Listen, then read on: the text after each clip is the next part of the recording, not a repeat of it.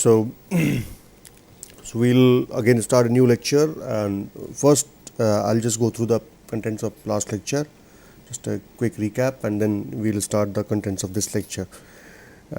Present lecture is going to be essentially on synthesis methods which are used for electroceramics, and we'll look at both bulk and thin film methods, but we'll just briefly review what was the work that we did in last lecture. So just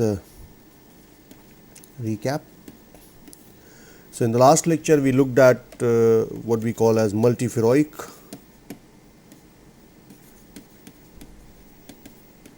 and magnetoelectric materials.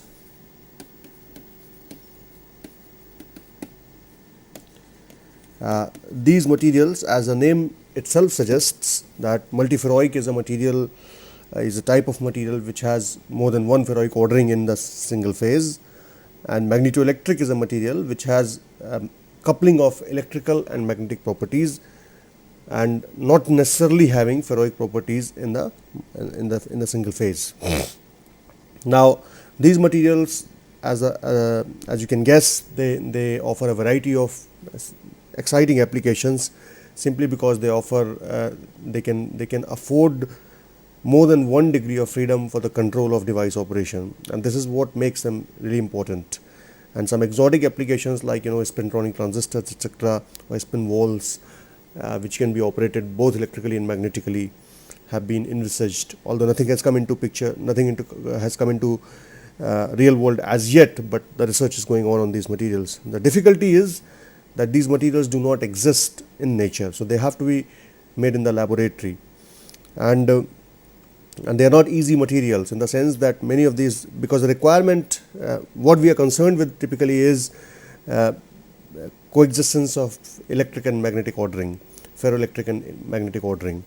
Typically what happens is that either the temperatures are low or material, the ferroelectric temperature can be high but magnetic temperature is low, or vice versa, or material is difficult to make because of impurities, and many a times these materials happen to be quite conductive.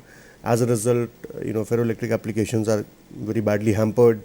So all these detrimental factors, they make life of a researcher a little difficult as well as challenging, and it is quite a challenge to make these materials in pure phase form and in the form that you want to use in some application. Physics of these materials is not really very well understood because there are a lot of conflicting requirements which are posed to fulfill both the criteria, and as a result the physics is still being worked out. We looked at some physical aspects, and which sort of, some of them are necessary, some of them are not necessary, some of them are quite conflicting, such as having a d ion with whether you have completely filled d orbitals ion or complete or unfilled d orbitals ion, and phase transition, etc. Because in ferroelectric form you require center of symmetry to vanish, whereas in magnetic form Jahn-Taylor distortion in oxides prefers the center of symmetry to exist. So as a result, these requirements are conflicting. So at the moment the physics of these materials is not well understood. And on top of that, then we discuss multiferroics. What are different kind of multiferroics? As we said, there are two kinds of multiferroics typically classified as type 1 and type 2. Type 1 are the materials where both the effects exist simultaneously, being independent of each other. So one doesn't exist because of another. However, and as a result, the magnitude can be large, but the coupling is relatively small. And then there is type 2 multiferroic, where ferroelectricity is essentially cause of magnetism in the material. So type 1 multiferroics were typically bismuth ferrite, one of the probably the most researched multiferroic till date, and then bismuth manganite, etc.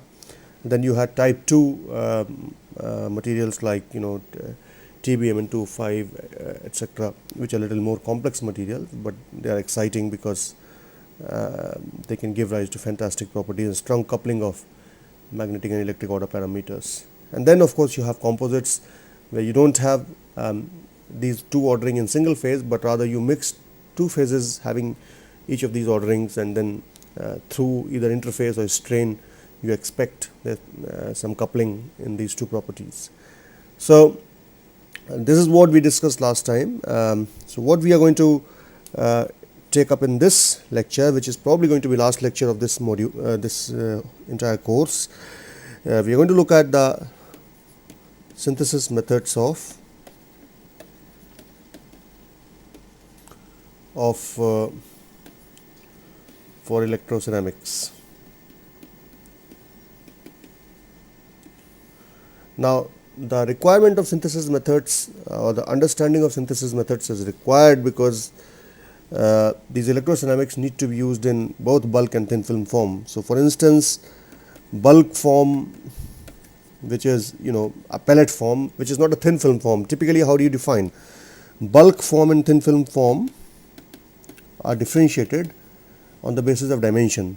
Thin film is a typically two-dimensional stuff, where so it's deposited on top of a substrate using the processes that we will discuss. So here the length and breadth are at macroscopic scale, whereas the thickness of thin film is of the order of a micron or less. This is the definition of thin film. Whereas in bulk form, all the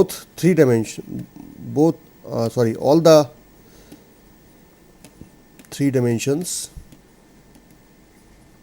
are macroscopic, which means you can measure them rather easily. So this is the critical difference between bulk and thin film form, and depending upon the application, you might have to make ceramic in the bulk form or thin film form. In the bulk form, there are a variety of sensors, like earlier sensors, actuators, capacitors. Many of these devices earlier were made in bulk form. And in thin film form, you have a variety of fantastic devices, modern devices like memories, again some sensors, and then you have spin walls, transistors, etc., etc. So all these are devices which require the electroceramic to be present in thin film form. So you have to know both the processes, and I will briefly discuss both of these the processes to make both of these forms in this module. So first we will take the case of bulk methods. Now, before we do that, I'll just introduce. What I'll do is that I'll give you what is the recommended reading, so you can go through the books.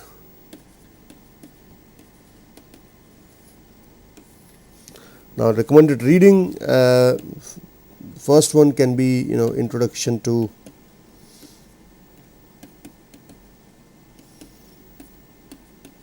ceramics by Kingery, Bowen and Ullman, Wiley publication. And then you have Material Science of Thin Film,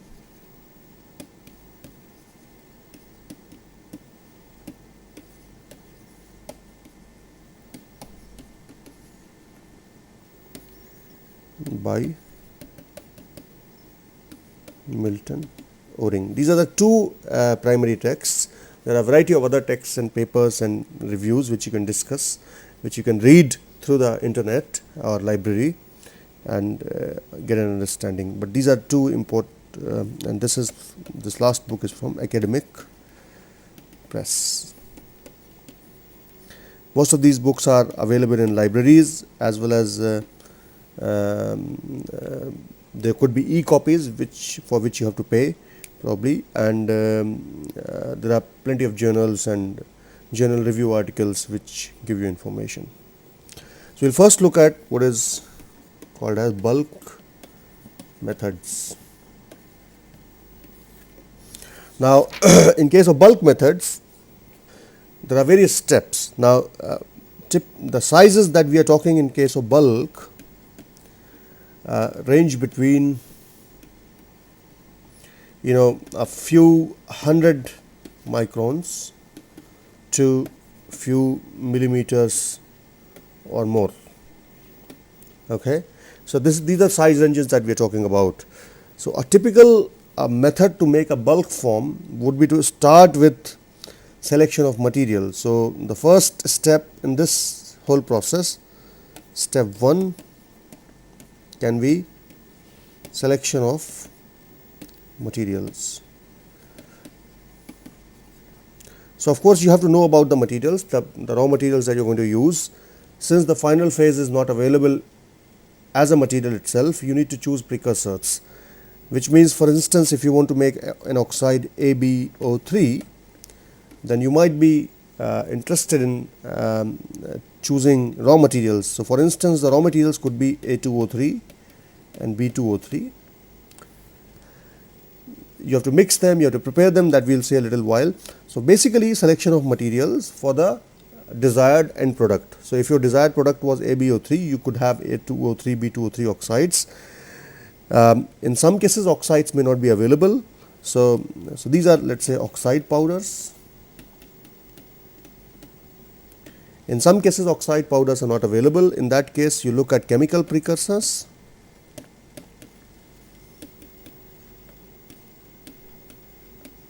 And these chemical precursors can be, nitrates, citrates, acetates, and you can have alkoxides, which are metal organic compounds. And all these nitrates, citrates, acetates, they require dissolution in certain media, because these are all they are salts. And similarly, alkoxides also require dissolution in certain media, and then you have to have choice of solvent.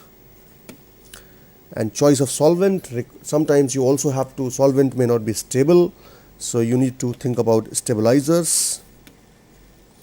And solvents could be things like acetic acid, nitric acid, or citric acid. Stabilizers could be elements like materials like ethanol, amine, etc. So step 1 is selection of materials, selection of, let's say, raw materials. Okay, raw materials which are going to be mixed together according to the compositional requirement to yield the final composition. Okay, so this is step 1. Step 2 in this process is, now once you have identified these raw materials, then preparation. Now as far as preparation is concerned, in case of oxide powders, typically you may need to, so oxide powders, now powders may be of different sizes. So size classification may be required in order to have rather homogeneous size. You may have to de-agglomerate them, because finer particle size have tendency to agglomerate into lumps, and as a result you might have to add surface active agents and some surface treatments in order to get rid of these lumps. So variety of these processes need to be done to prepare these oxide powders. In case of chemicals like nitrates, citrates, acetates, they tend to contain, they tend to be hygroscopic. So chemicals tend to be hygroscopic. Now what do you mean by hygroscopic? Is essentially they have this natural tendency to attract water molecules. Now when you make calculations to mix them together, then these water molecules you have let's say some nitrate like bismuth nitrate. Now it has certain number of molecules attached to it. This is the formula, but this also has tendency to attract some other water molecules attached to it, multiplied by H2O. Now these can be get rid of just by drying. So and this is necessary step because you need to calculate the right amount of precursor according to the stoichiometry. So drying in oven may be needed in order to get rid of excess water. Similarly, you might need to again you need to keep them in inert atmosphere sometimes so that they don't react if they have reactivity. So all these processes, they come in the preparation. Now preparation for bulk is simple. Preparation for oxide powders is simple. Now oxides typically mix the powders followed by mix the powders according to the stoichiometry, followed by mixing. And this mixing can be done in pestle and mortar. If you have a small amount, it can be done in mixers which are commercially available, and this mixing may be required to be done in a solvent, or it could be dry mixing. So you could have dry or wet. And once the powders are mixed for a stipulated period of time, then you reach a stage which is called as once they are mixed, then you need to heat treat them to form the phases. So I'll come to the heat treatment stage. And now this is for powders. So you mix the powders according to the stoichiometry, either dry or wet. As far as chemicals are concerned, in case of chemicals, again you dissolve the chemicals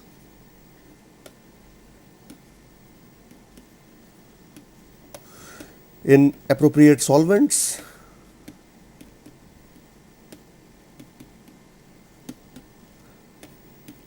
Once you have dissolved them, now it may be possible that you may require individual solvent for individual precursor. So you may have to do the dissolution process individually for each of these salt according to the chemistry, and then you may require to mix the solutions prepared from each chemical. And once you've got the mixing done, you need to stir it for a long time, stirring, and then stabilize. Okay, so this is the process for chemical route. Now once you have prepared these mixtures, whether the oxide mixture or whether the chemical mixture, then the next step comes which is called as calcination. Now this calcination is essentially a heat treatment process where powders or chemicals are subjected to high temperatures so that the constituents react with each other and they form the final phase. So essentially it's a heat treatment process at high temperatures, often requiring controlled atmosphere. Now controlled atmosphere would mean you essentially control temperature for a stipulated period of time, and gas, whether you want to do it in air, whether you want to do it in nitrogen, oxygen, hydrogen, etc., etc. So all these mixed powders and chemicals need to be calcined. So in case of oxides, it's easy. You just put them in the furnace and then calcine them in a appropriate crucible so that the mixture doesn't react to the crucible, and then calcine it for a required period of time and temperature in a particular environment. In case of chemical solution mixture, you may first need to dry it. So the drying is different from calcination. So in case of chemicals, first you dry. So drying may be done slowly, so you get rid of all the solvents, and then followed by calcination to achieve the phase formation. So this calcination essentially gives rise to the phase which is desired. Now this is something which this process is very important because you need to optimize this process with respect to time, temperature and environment so that you end up getting the phase which you want. And this phase, and how do you know what phase have you got? You need to characterize the powder by technique like X-ray diffraction which is called as XRD. So you put your powder, the final calcined material, in the XRD machine, take the spectra out, do the matching with the standard software, standard patterns, and find out whether you got your final phase or not. So essentially the purpose of calcination is to obtain the phase which is desirable. And following this calcination process, the step 4 is essentially shaping. Now once you have got this powder with the final phase that you require, you need to put it into a shape that you want. And shaping is essentially a process in which you compact the powder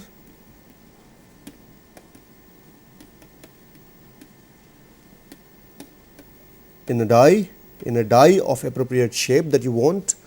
So compaction is done at room temperature, and in dry state or wet state, depending upon the type of powder. And you can do a uniaction. So for example, you can have a die like this, and if you just want to make a pellet, you have this bottom punch, and then put your powder here, and then you put a top punch. So this is your powder, and this is die, and then you apply pressure through top punch.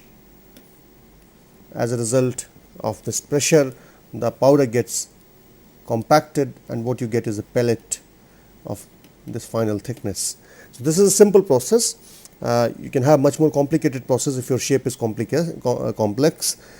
So you compact the powder in a die using mechanical pressure, and once you get it compact, which is brittle, but it can handle but you must be able to handle it so that it doesn't break. So once the compaction is done, then you do what is called as sintering. And the sintering is a process which is step 5 of this whole scheme, which is essentially a densification process.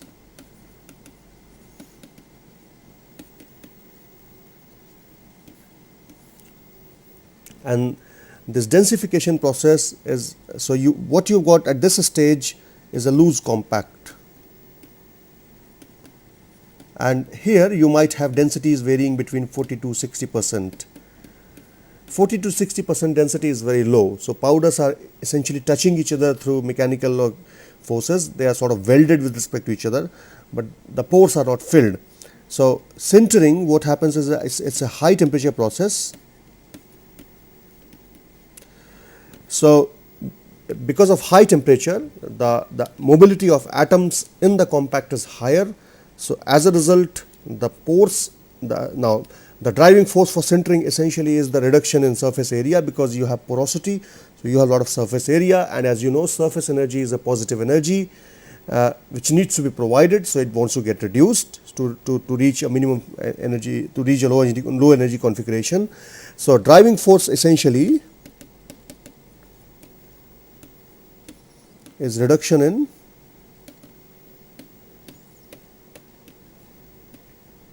surface energy,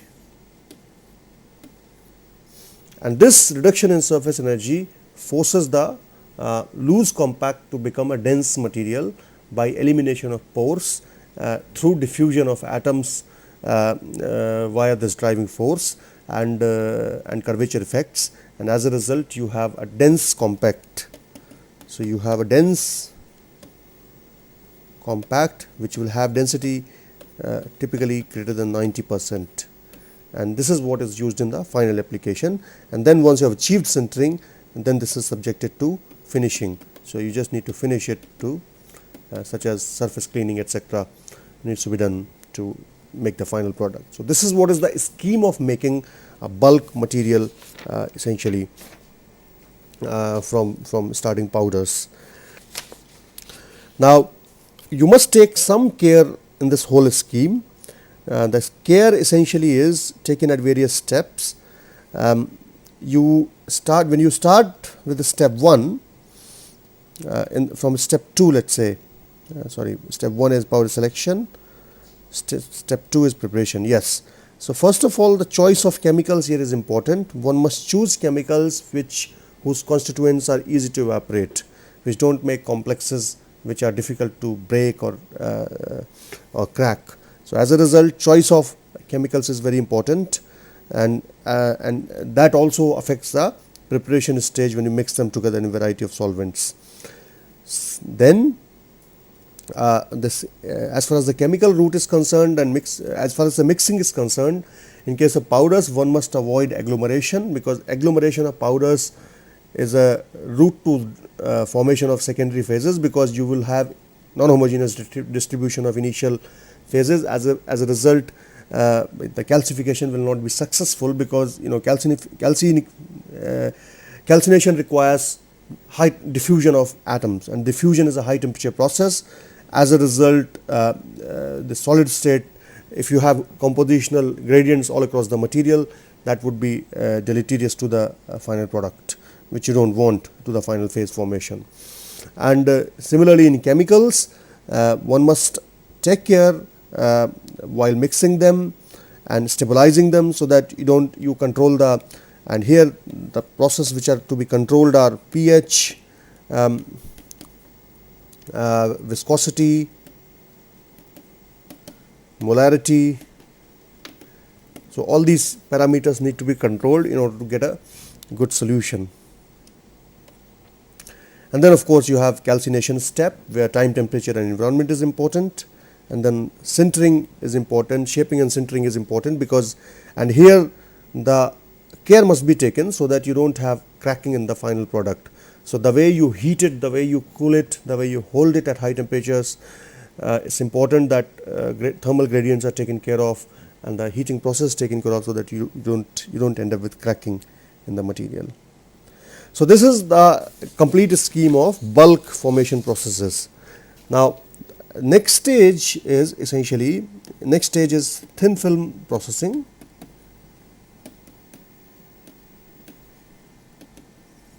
Now thin films are essentially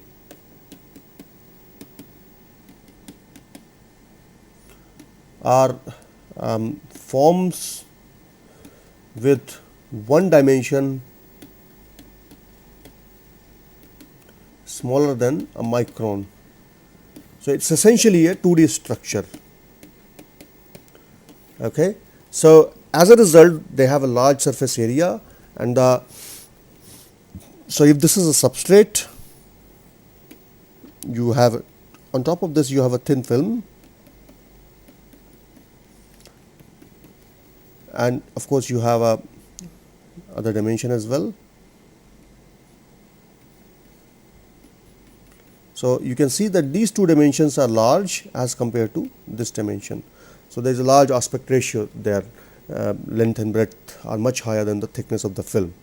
So this is the thin film peculiarity. Now thin film applications came into being as far as the oxides are concerned. The major impetus came from ferroelectric and superconducting research, because the devices that were envisaged and were being made required the material to be in thin film form, and this required a lot of advances in the technology, because thin film processing is essentially a technological marvel. Now essentially how does a thin film grow? Now there are a variety of processes which can, so you have what is called as physical vapor deposition process.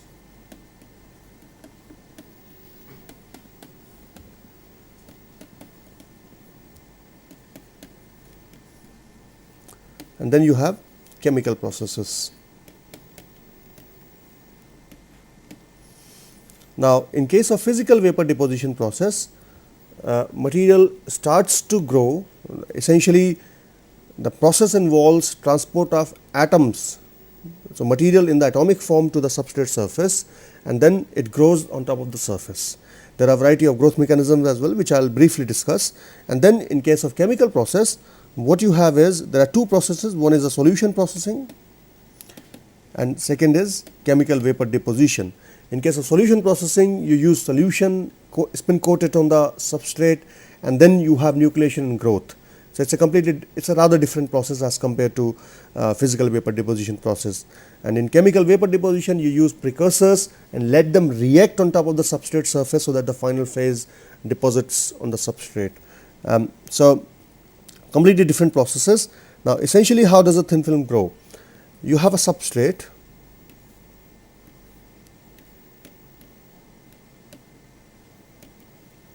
the atoms arrive.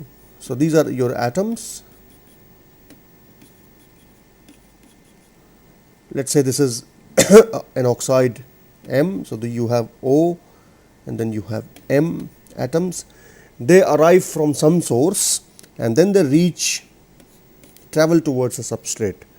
Now first requirement is that they must have an affinity towards the substrate, which means the surface energy between the film and the substrate should be low, and the type and the energetics of this whole process, which is surface energy process. So the important energies are, if you have a thin film here, so this is, let's say, the final thin film that you have. So the thin energies which are important are energy between the film and the substrate, so gamma Fs, energy between the film and the atmosphere, gamma Fa ambient, and then energy between the substrate and the ambient, so you can say gamma Sa. The combination of these three energies is important to form a thin film, and so you can say surface energy balance is essential for film growth. So you can do this thermodynamic analysis of surface energies and find out what is the requirement in terms of energy. So when you have these atoms reaching on the surface, they can grow in variety of mechanisms. You can have a growth mechanism like this, in which the film grows. This is one layer, layer 1, and this layer 1 is nothing but your monolayer. Monolayer is just one layer of atoms. Then you have another layer, then you have another layer. So essentially the process is essentially a layer by layer process.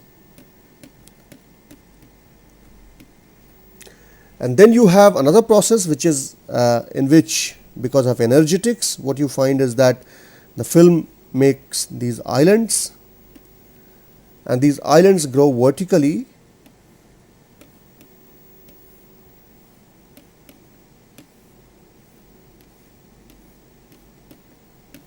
and also horizontally. So these islands grow vertically and then they merge into each other. So this is called as island growth. And then you have another growth mechanisms in which you have a monolayer formation up to certain thickness, followed by nucleation of island at certain places, and this then grows in this direction. So this is called as 3D growth mode, which is called as Stransky-Krastanov growth mode. So there are these growth modes which are dependent upon the balance of these surface energies, and typically you would like, for a very good quality single crystal films, you would like 2D growth to be active, whereas 3D growth modes promote more like a randomized growth, or that epitaxy is hampered in that case. But you cannot avoid that. If you have some mismatch between the substrate and the film, you are always going to have, because it's a heterojunction. So what you have is a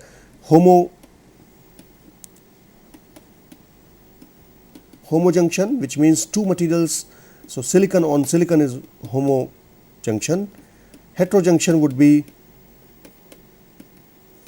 you can have BST, or BST is barium strontium titanate, growing on silicon. So you have two different materials. So in the first case, silicon has same lattice parameters, so you don't have any strain at the interface. So the growth is likely to be of layer by layer type. but when BST grows on silicon, they have different lattice parameters, they have different coefficient of thermal expansion.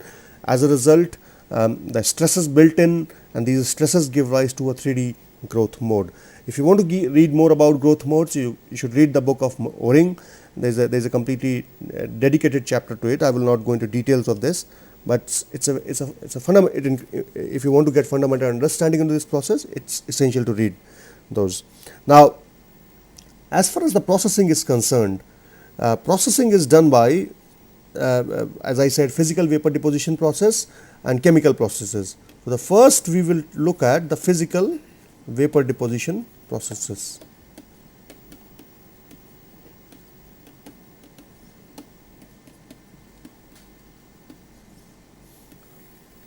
Now, as the name itself suggests, a physical vapor deposition process is a process in which the material is in the vapor form in the atomistic state, then it moves towards the substrate, and then all these atoms react together on top of the substrate, and then they make a continuous film. So this is what essentially a physical vapor deposition process, and this happens in vapor state. That is why it's the term vapor comes here. The processes which are included in this category are processes like sputtering, evaporation, and laser ablation. There are some other processes as well which I am not going to discuss, but these are three important processes which are adopted worldwide. And then you have chemical processes. Chemical processes start, and another thing about physical vapor deposition is you start without the use of any chemical. You don't require any carbon, nitrogen, other solvents, etc. to present. You may start right from the final phase as well. So whereas in chemical process you have solution deposition, where you start from a solution, and then you have chemical vapor deposition.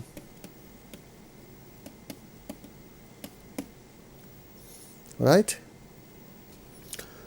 So we look at these processes individually, but essentially the process steps in thin film growth process is, I'll put the heading process steps. So essentially you start with a source, and this source could be solid, it could be liquid, or it could be gas, depending upon the type of the process. And then if you control the supply rate,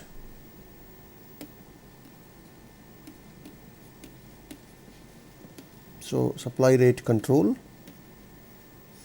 and then the next step is essentially from the source the transport of material to the substrate. So next step, fundamental step which is important, is the transport. And then after transport, what is important is the deposition, the thin film deposition or growth. And then sometimes you may need a final step which is heat treatment.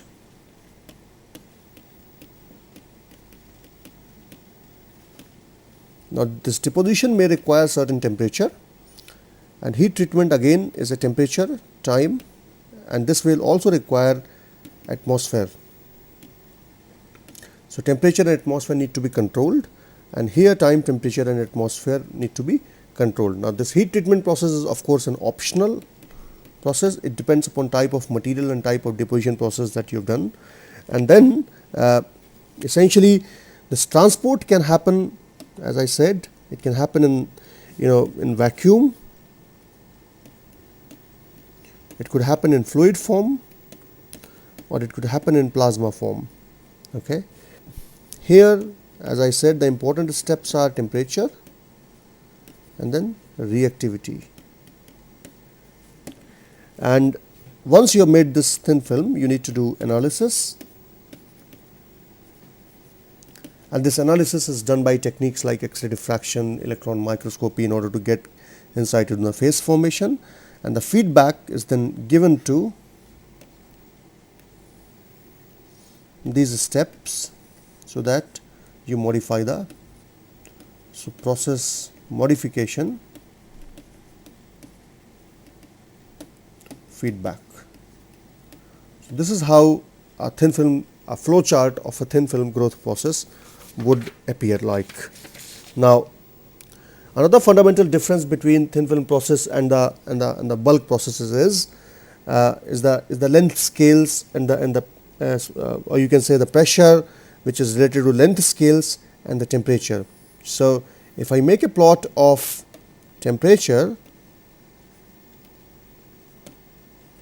versus, let's say, log of some pressure, it could be background pressure, it could be oxygen pressure or whatever.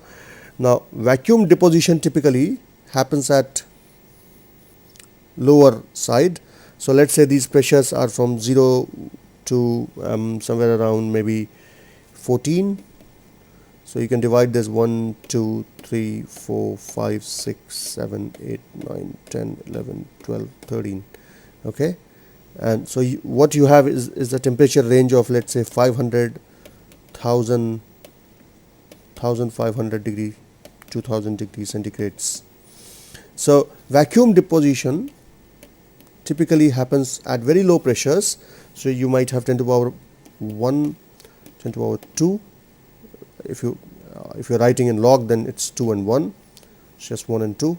And so this is where vacuum deposition happens. Sputtering takes place somewhere here. Again, the temperatures are fairly similar. The vapor deposition will be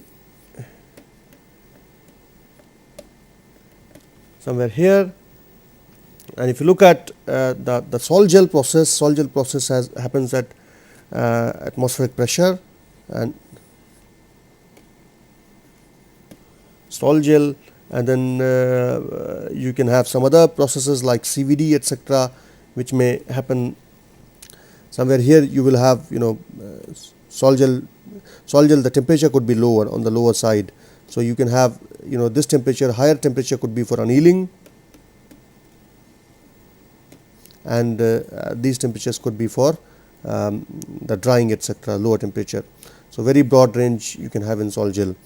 And then CVD, typically a low temperature process, and the pressure will depend upon the type of precursor that you will use. So this is the flow chart. Now, why have I put pressure? Because pressure is related to mean free path. The average distance which is traveled by the molecules or the atoms before they collide with each other. So typically, higher the pressure, smaller the mean free path, or vice versa. Lower the pressure, higher the mean free path. So typically in vacuum deposition, since you are depositing from a source and the atoms have to travel towards the substrate, you typically keep lower pressures, so that lower pressure allows the larger mean free path in order to have a thin film growth. And also lower pressure also allows the conditions to sputter or to deposit or to laser ablate the material or evaporate the material from a source. So vacuum will help the evaporation, lower evaporation temperature of materials like oxides and high temperature materials. And if you want to evaporate them at high pressures, you will require much higher temperatures, and that is why lower pressures are typically used for vapor deposition. So what we will do is that we will now look at some of the processes, fundamental processes. We will look at sputtering. Now, sputtering is essentially a process in which you have a target, and this target is biased. So you have a substrate here. This substrate could be heated or unheated. This is target, and this target and substrate is typically grounded. Target is your biased, typically your negatively biased, and then you have this gas molecules here, which are argon. And argon gas molecules under high bias, they convert into argon plus. and these argon plus molecules are attracted towards a target, and they travel at very high speed, and they physically eject. So, physically eject the target atoms which fall towards a substrate. So, physical ejection of target atoms. So, simply by brute force, the argon atoms eject all the target molecules and they reach towards a substrate. The substrate can be at certain temperature, and typically this is all happening inside a vacuum chamber at low pressures. Pressures could be as low as few pascals pressure. Now, here you might also want to have some gas like oxygen if you want to fabricate oxides, because typically you lose some oxygen as a result of vacuum, as a result of continuous pumping. So, you need to provide some extra oxygen so that the atoms so the atoms which are coming down, they have sufficient oxygen in the atmosphere to form oxide compound on the surface on which they can grow. So, as a result, you might want to have some extra oxygen in the atmosphere. So, essentially sputtering is a process which is nothing but physical ejection of target atoms by highly energetic argon or neutral ions, ions of neutral gas like argon or krypton, whatever. And there are variants of sputtering. There is DC sputtering, there is RF sputtering. In case of metals or conducting materials, you do DC sputtering. So, if you want to deposit oxide from a metal target, you need to have a lot of oxygen in the ambient, but it can be done with DC sputtering. In case of oxide targets, since oxides are typically insulating, you may have to go for RF sputtering. And so, these are the two variants of sputtering processes. So, DC sputtering is typically for metals. From a metal target, you can of course make oxides by having oxygen as an ambient gas. So, you can say metal target, and RF is typically for oxide targets. So, these are two variants of sputtering process. Another process which is important for physical vapor deposition is pulsed laser ablation. Now, what you have here is, again, you have a rotating target and you have a high energy laser beam coming. So, this is laser. It could be some gas laser or solid state laser, either like Nd:YAG or krypton fluoride laser, and this laser hits the rotating target, and this laser, let us say, evaporates the material where it falls. It is a high energy laser. So, laser could be of the energy 700 millijoules or so, which gives you energy of the order of, let us say, 2 to 4 joules per centimeter square, and this energy is sufficient to evaporate the material from the target, and in the form of a plasma which is called as plume.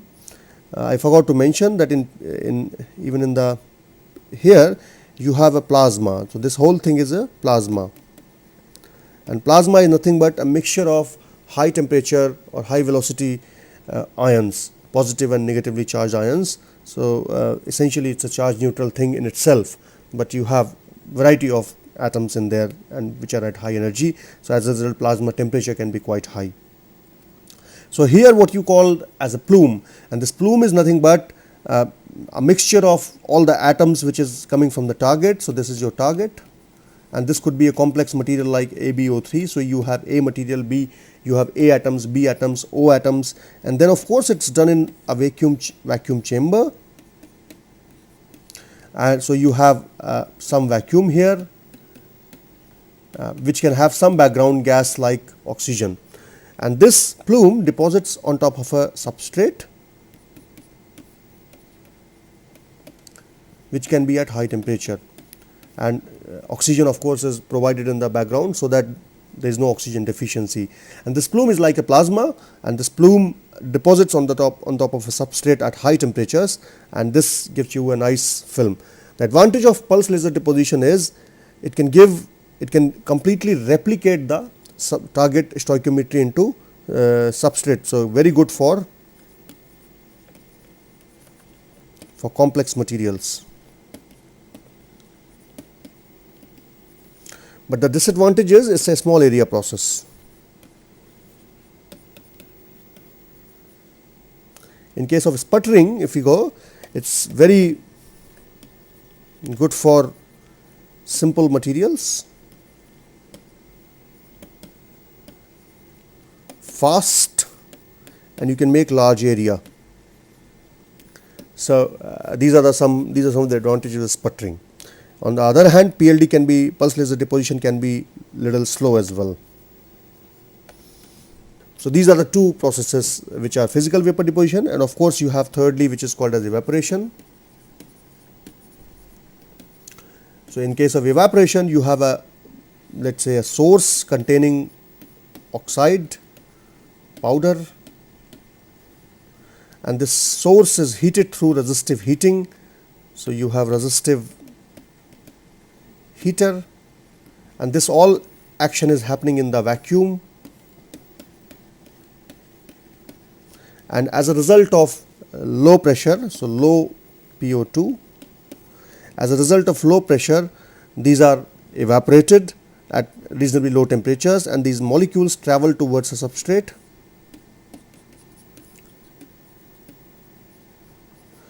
It's a low energy process as compared to sputtering, because in sputtering you have very high energy ions ejecting the atoms. Here it's just natural evaporation.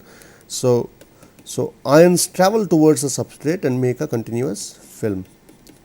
So this is what is evaporation. It's a slow process. Another variant of this evaporation process is molecular beam epitaxy, which is done in ultra low vacuum or ultra high vacuum, which is you can have vacuum of the order of 10 to the minus 10, 10 to the minus 12 torr, which is usually achieved through ion pumps, and that provides very slow growth rates, but very high quality single crystal films can be deposited. So MBE, which is called as molecular beam epitaxy, is another variant of this process, but it's a slow process and high vacuum process. So these are the three forms of evaporation, physical vapor deposition processes. Then you have chemical processes.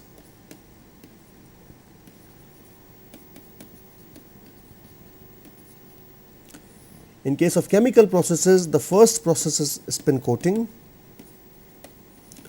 or chemical solution deposition.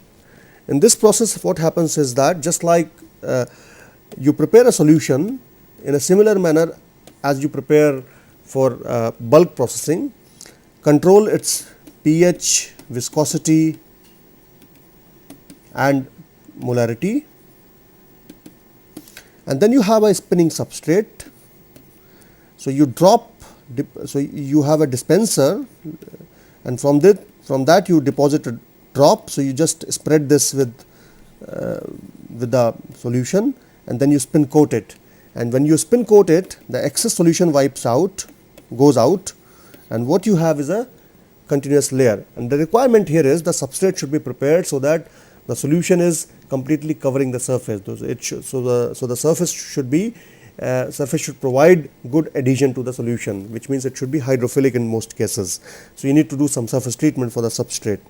Now, so you have first process spin coating. Once you have spin coated, the next process is drying before you deposit next layer, and this drying is a low temperature process just to evaporate the solvent.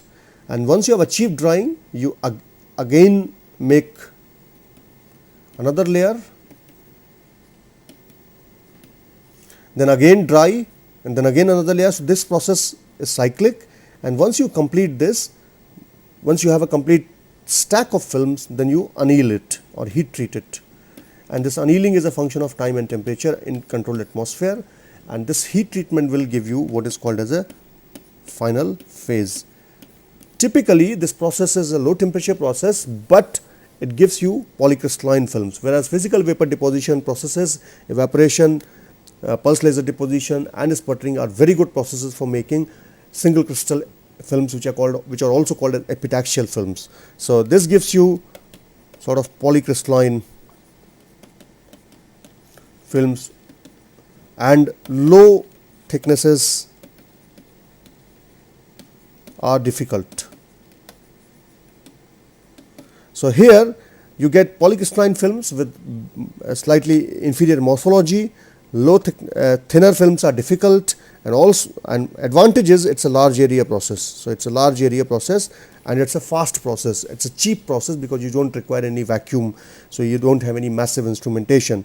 In case of here in sputtering and laser ablation, all these three processes good for epitaxial films, but expensive because you require extensive tooling to achieve low vacuum. And the final process in this line is, after the spin coating, is the chemical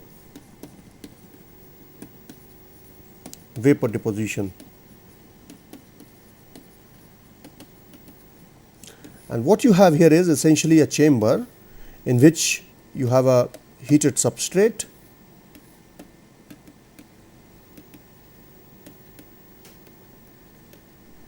and you have these precursors coming in. So precursors coming in plus carrier gases, and these precursors come on top of a substrate and then they react. So this is reaction zone. So final compound which is formed, it deposits on the substrate and the byproducts go out. So this is also, this again this process requires quite a bit of tooling because you have low pressure environment inside, and since you handle with expensive precursors which also can be poisonous at times, so that safety requirement is significantly high in chemical vapor deposition. So it's an expensive process, but the good thing is it's large area, high throughput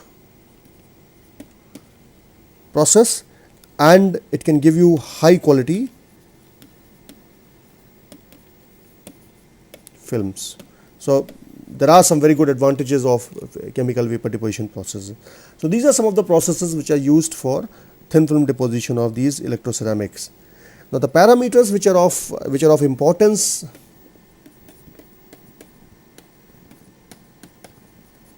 in chemical vapor deposition, in basically thin film deposition processes, they are some of the important parameters which need to be understood, and these parameters are your so you need to understand what is the effect of temperature. Temperature is a very important parameter because temperature is a process which affects the process of nucleation and growth and the final phase formation, which is based upon the phase diagram as well. So this temperature is selected according to a variety of these things.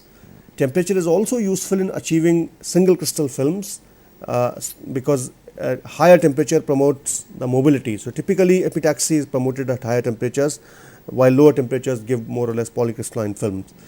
This is a general guideline. In some cases, by means of things like plasma and electric field to the substrate, etc., one can promote the epitaxy at lower temperatures, but by and large temperature promotes the epitaxial nature or single crystal nature of the film. Then you need to worry about the phase stability and stoichiometry control.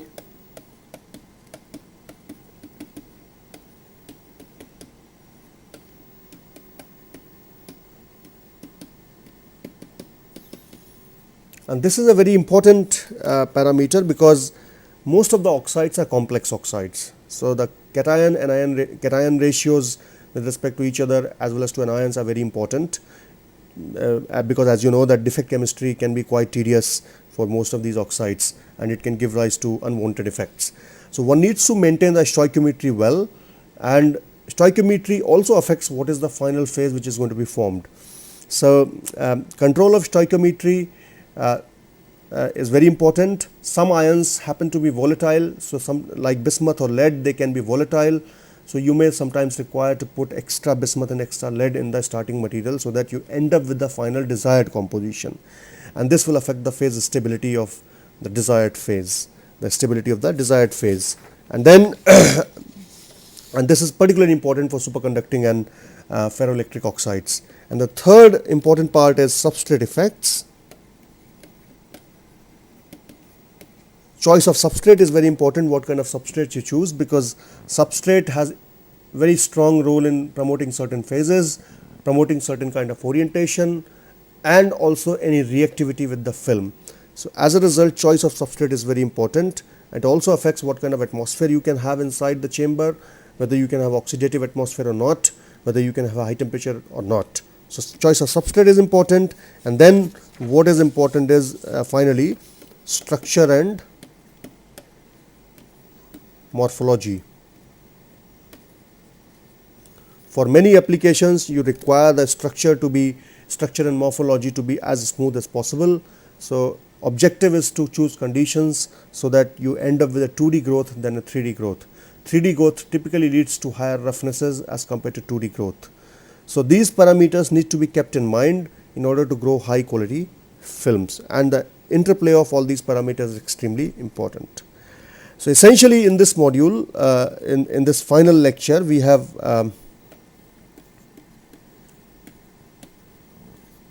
looked at bulk and thin film processes,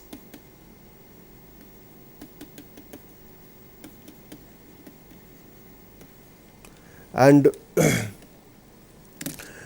bulk processing is rather simple as compared to thin film processing. Thin film processing requires extensive tooling because you need to control the dimensions and phase and the transport of atoms, and as a result, physical vapor deposition processes which produce better quality films in general require extensive tooling in terms of pumping, and in case of laser ablation also in laser.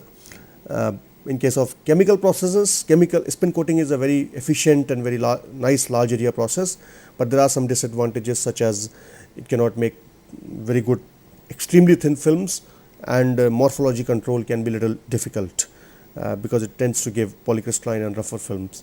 On the other hand, chemical vapor deposition is a process which is similar to physical vapor in terms of film quality, but again it's expensive and it requires precursors which can be sometimes toxic and undesirable. So this is a sort of overview on thin film and bulk preparation of electroceramics. So this is where we end this module, as well as this course, and there will be some questions and some sort of references on the course website, where you can look at the required information or required reading which is required for this course. So I hope you have enjoyed this course. I certainly enjoyed teaching this course, and if you have any questions or queries, you can post them online, which can be looked into and which I can hopefully answer to your satisfaction. Thank you.